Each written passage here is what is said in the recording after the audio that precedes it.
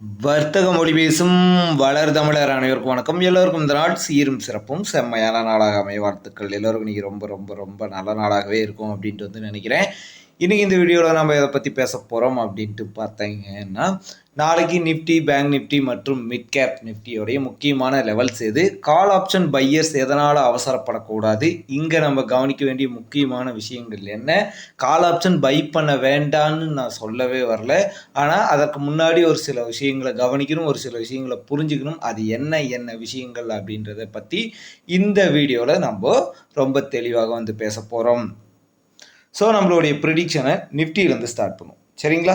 நிஃப்டியில் நான் புரிஞ்சுக்கிட்ட விஷயங்களை ஃபஸ்ட்டு உங்ககிட்ட எக்ஸ்பிளைன் பண்ணிடுறேன். அப்படி பார்க்குறப்போ நிஃப்டியில் ப்ரீவியஸாக நிறைய டைம் சொல்லியிருக்கு. சரிங்களா? ஒரு ஆல் டைம் ஹைன்றது ஒரு ஸ்ட்ராங்கான ரெசிஸ்டன்ஸ்.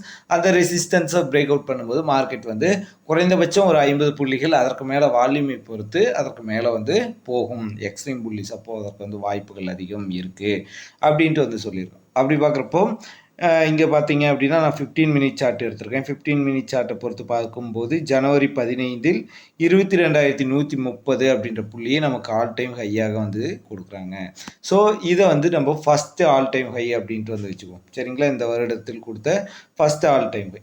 அடுத்து அது எப்போ பிரேக் அவுட் பண்ணுறாங்க அப்படின்னு பார்த்தீங்கன்னா பிப்ரவரி 19இல் பிரேக் அவுட் பண்ணும்போது என்ன நடக்குது, இங்கே இருந்து குறைந்த அளவுக்கு மொமெண்டம் தான். ஒரு ரெசிஸ்டன்ஸை, ஒரு ஸ்ட்ராங்கான ரெசிஸ்டன்ஸை மார்க்கெட் பிரேக் அவுட் பண்ணுறாங்கன்னா என்ன பண்ணணும், ஒரு ஸ்ட்ராங்கான வால்யூம் இருக்கக்கூடிய கேண்டில்ஸ் ஃபார்ம் ஆகி நல்ல ஒரு அப்சைட் மொமெண்டம் கிடைக்கும்.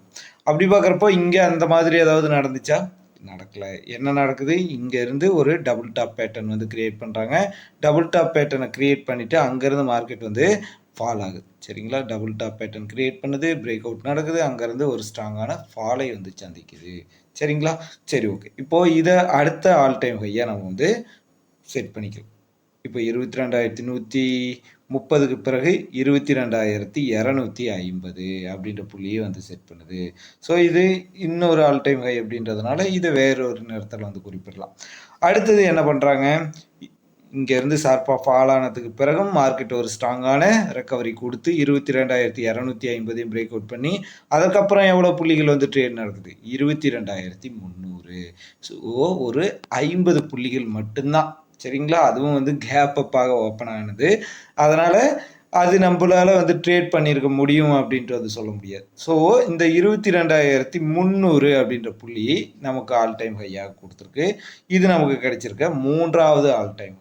சரிங்களா? இது அப்படியே தேதிக்கு தேதி ஒரு 50 புள்ளிகள் 100 புள்ளிகள்னு மாறிட்டு இப்போது வெள்ளிக்கிழமை எப்படி க்ளோஸ் ஆகுச்சு, இந்த 22,300ஐயும் பிரேக் அவுட் பண்ணி அடுத்து இன்னொரு ஆல் டைம் ஹையை உருவாக்குச்சு 22,350.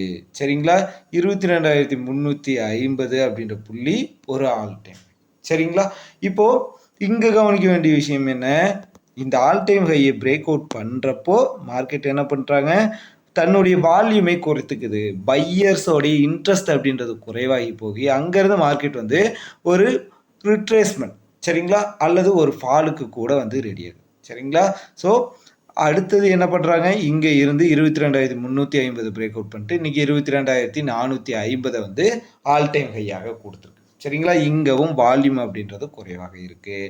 இதற்கு முன்னாடி கேஸ்லாம் என்ன நடந்திருக்கு, ஆல் டைம் ஹையை பிரேக் அவுட் பண்ணும்போது வால்யூம் குறைவாகி பேட்டர்ன் ஃபார்ம் ஆகுது. பேட்டர்ன் ஃபார்ம் ஆனதுக்கு பிறகு நல்ல ஒரு ஃபாலை சந்திக்குது. அங்கேருந்து ஒரு ஸ்ட்ராங்கான ரிட்ரேஸ்மெண்ட். சரிங்களா? ஆல் டைம் ஹையை பிரேக் அவுட் பண்ணுறாங்க, குறைவான வால்யூம் ஏற்படுது, அங்கேருந்து நல்ல ஒரு ஸ்ட்ராங்கான ஃபால் கிடைக்குது. சரிங்களா? ஸோ அடுத்தது ஆல் டைம் ஹையை பிரேக் அவுட் பண்ணுறாங்க, வால்யூம் குறைவாக இருக்குது. ஸோ இங்கே நமக்கு எப்படி நடக்க போகுது அப்படின்ட்டு நான் எக்ஸ்பெக்ட் பண்ணுறேன் அப்படின்னு பார்த்தீங்கன்னா, நாளைக்கு திங்கட்கிழமை காலை மார்க்கெட் ஓப்பன் ஆகிறப்போ இங்கே இருந்து பேட்டர்னை உருவாக்கி விட்டு, சரிங்களா, நமக்கு ஒரு சின்னதாக ரிட்ரேஸ்மெண்ட் எடுத்துக்கிறதுக்கு வாய்ப்புகள் இருக்குது. சரிங்களா? 22,350 அப்படின்ற லெவலில் பிரேக் அவுட் பண்ணாங்க அப்படின்னா 22,300 அப்படின்றது ஃபஸ்ட் டார்கெட்டாக இருக்கும். 22,300 பிரேக் அவுட் பண்ணிட்டாங்கன்னா 22,250, 22,200, 22,175. சரிங்களா? இந்த லெவல் வரைக்கும் அதிகபட்சம் எக்ஸ்பெக்ட் பண்ணலாம். ஓகேவா? இதை புரிஞ்சிருப்பீங்க அப்படின்ட்டு வந்து நினைக்கிறேன். இங்கே நான் வந்து ஜஸ்ட் வந்து மார்க்கெட்டோடைய சைக்காலஜி எப்படி வந்து இருக்குது, மார்க்கெட்டோடைய சென்டிமெண்ட்ஸ் எப்படி வந்து ஒர்க் ஆகுது அப்படிங்கிற விஷயங்களை ரொம்ப ரொம்ப ரொம்ப தெளிவாகவே வந்து சொல்லியிருக்கேன். சரிங்களா? அது மட்டும் இல்லாமல் மார்க்கெட் வெள்ளிக்கிழமையிலேருந்து ஒரு ஸ்ட்ராங்கான ஒரு அப், சரிங்களா? வியாழக்கிழமை 3 மணியிலேருந்து ஒரு ஸ்ட்ராங்கான அப், இன்னும் எந்த வித மேஜரான ரிட்ரேஸ்மெண்ட்டும் எடுத்துட்டு. ரிட்ரேஸ்மெண்ட்னா என்ன சார், அதை நான் எப்படி வந்து தெரிஞ்சுக்கிறது அப்படின்ட்டு நீங்கள் கேட்டிங்கன்னா, நம்ம அதற்காக ஃபிபொனாச்சி ரிட்ரேஸ்மெண்ட் அப்படின்ற டூலை வந்து பயன்படுத்துவோம். ஃபிபொனாச்சி ரிட்ரேஸ்மெண்ட்டை பற்றி பேசிக்கான விஷயங்களை நீங்கள் தெரிஞ்சுக்கணும்னா மேலே ஐ பட்டனில் லிங்க் கொடுக்குறேன், போய் செக் பண்ணி பாருங்கள்.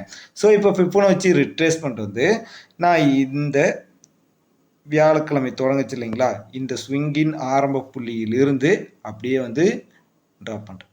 சரிங்களா? ஸோ 22,334 அப்படின்றது நமக்கு சூப்பர் புல்லிஸ் லெவல். 22,334 அப்படின்றது சூப்பர் புல்லிஸ் லெவல். இப்போது இந்த சூப்பர் புல்லிஸ் லெவலுக்கு நேராக வந்து ஒரு கோடு வந்து ட்ரா பண்ணிக்கிறேன். சரிங்களா?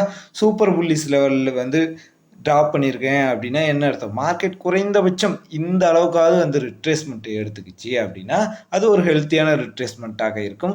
மற்றும் ஸ்ட்ராங்கான புல்லிஸ் லெவல் மீன் பண்ணுறது இங்கேருந்து பிரேக் அவுட் நடக்கும்போது ஒரு ஸ்ட்ராங்கான அப்பர்ட் மொமெண்டம், அப்சைட் நல்ல ஒரு மொமெண்டம் இருப்பதற்கு வந்து வாய்ப்புகள் அதிகமாக இருக்கு. சரிங்களா? நான் இன்னமும் சொல்றேன், நான் இன்னும் கால் ஆப்ஷனை பை பண்ண வேண்டாம்னு சொல்லலை. கால் ஆப்ஷனை பை பண்ணலாம். எப்பெல்லாம் வந்து பை பண்ணலாம் அப்படின்னு பார்த்தீங்கன்னா, இப்போ கால் ஆப்ஷனுக்கு எப்பப்பெல்லாம் வந்து வாய்ப்புகள் வந்திருக்கு அப்படின்ட்டு வந்து பாருங்களேன். இங்க இருந்து இந்த ஸ்விங்குகை சரியா வந்து புரிஞ்சுக்கணும். இதை ஸ்விங்கு லோவாகவும் இது ஸ்விங்கு ஹையாகவும் வந்து எடுத்துக்கிட்டேன். அங்கேருந்து மார்க்கெட் வந்து ஃபால் ஆகியிருக்கு.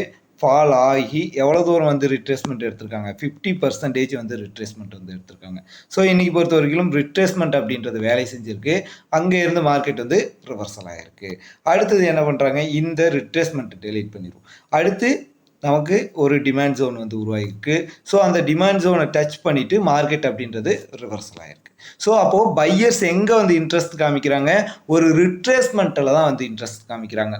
மார்க்கெட் எப்போ வந்து டிப் கொடுப்பாங்க அப்போ ஆகிக்கலாம் அப்படின்ற எண்ணத்தோடு தான் வந்து இருக்காங்க. ஸோ அதனால தான் நான் குறைந்தபட்சம் இந்த 22,334 இருந்து 300 வரை இந்த சோனை வரைக்கும் நான் வந்து எடுத்துக்கிறேன். ஏன்னா காரணம் அப்படின்னு பார்த்தீங்கன்னா, இந்த 22,334 நமக்கு சூப்பர் புல்லிஸ் லெவல், 22,300 அப்படின்றது நமக்கு ஒரு ஸ்ட்ராங்கான ரெசிஸ்டன்ஸாக இருந்திருக்கு. ஸோ இந்த ஸ்ட்ராங்கான ரெசிஸ்டன்ஸ் ஒரு ஸ்ட்ராங்கான சப்போர்ட்டாகவும் வந்து செயல்படும். அப்போது மார்க்கெட் என்ன சென்டிமெண்ட்டில் வந்து இருக்குது, சரிங்களா? 22,300 அப்படின்ற லெவலை பேஸ் பண்ணி நமக்கு வந்து பேட்டர்ன் உருவாகலாம்.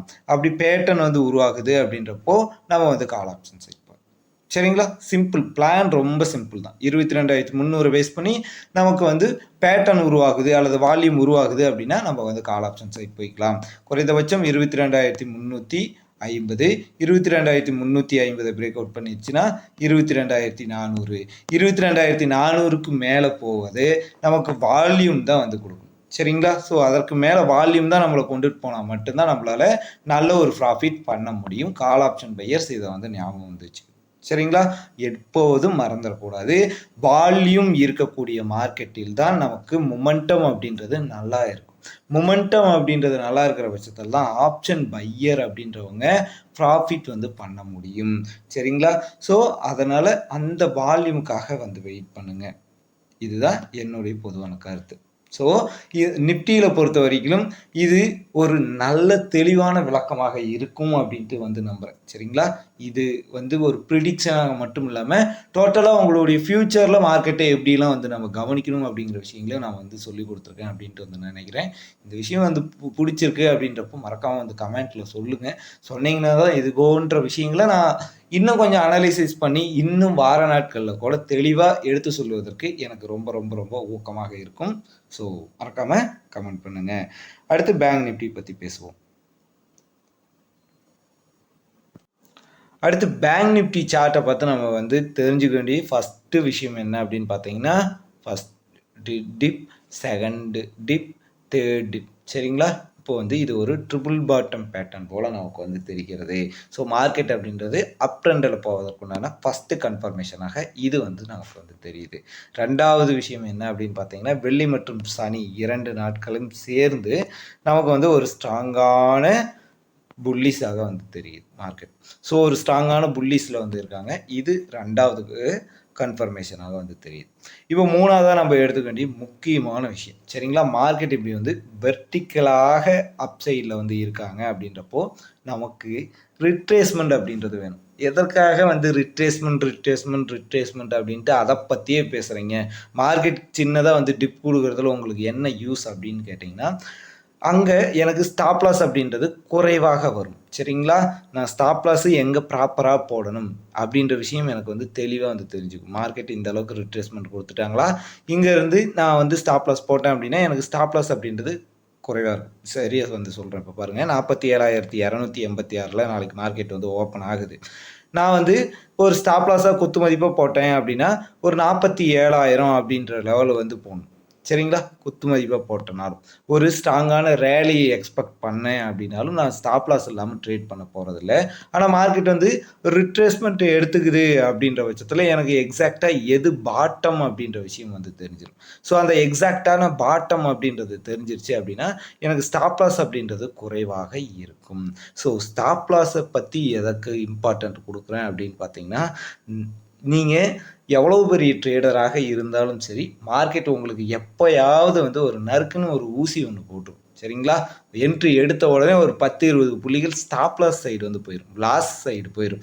ஸோ அந்த மாதிரி லாஸ் சைடு போகும்போது நீங்கள் ஒரு 10 நாள் சரிங்களா, 10 நாள் ஒரு நல்ல ப்ராஃபிட் ஸ்ட்ரெயிட் ப்ராஃபிட்டில் இருக்கீங்க அப்படின்னு பார்த்தீங்கன்னா, அதில் 5 அல்லது 8 நாளோடைய ப்ராஃபிட்டை இந்த ஒரு நாள் மார்க்கெட் வந்து எடுத்துக்கும் சரிங்களா. ஸோ அதனால் அந்த மாதிரி விஷயங்களை நம்ம வந்து பண்ணவே கூடாது. ஸ்டாப் லாஸ் போடாமல் ட்ரேட் பண்ணவே கூடாது.